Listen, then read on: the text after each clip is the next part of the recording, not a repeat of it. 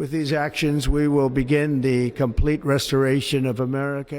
মধ্যপ্রাচ্যের নেতাদের অনুরোধে ইরানের উপর পূর্ব নির্ধারিত হামলা স্থগিত ঘোষণা করেছেন মার্কিন প্রেসিডেন্ট ডোনাল্ড ট্রাম্প। তেহরানের সঙ্গে আলোচনায় অগ্রগতির প্রেক্ষাপটে তিনি এই সিদ্ধান্ত নিয়েছেন বলে জানিয়েছেন। নিজের সামাজিক যোগাযোগ মাধ্যম ট্রুথ সোশ্যালে দেয়া এক পোস্টে ট্রাম্প লিখেছেন, একটি চুক্তি হতে যাচ্ছে যা যুক্তরাষ্ট্র সহ মধ্যপ্রাচ্য এর বাইরের সব দেশের জন্যই গ্রহণযোগ্য হবে।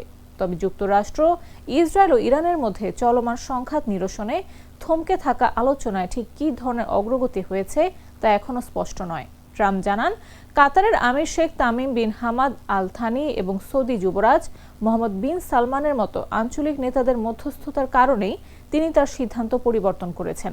তবে একই সঙ্গে হুঁশিয়ারি দিয়ে মার্কিন প্রেসিডেন্ট বলেন, একটি গ্রহণযোগ্য চুক্তি না হলে যে কোনো মুহূর্তে ইরানের ওপর পূর্ণ মাত্রায় বড় ধরনের হামলা চালানোর জন্য সামরিক বাহিনীকে প্রস্তুত থাকতে বলা হয়েছে।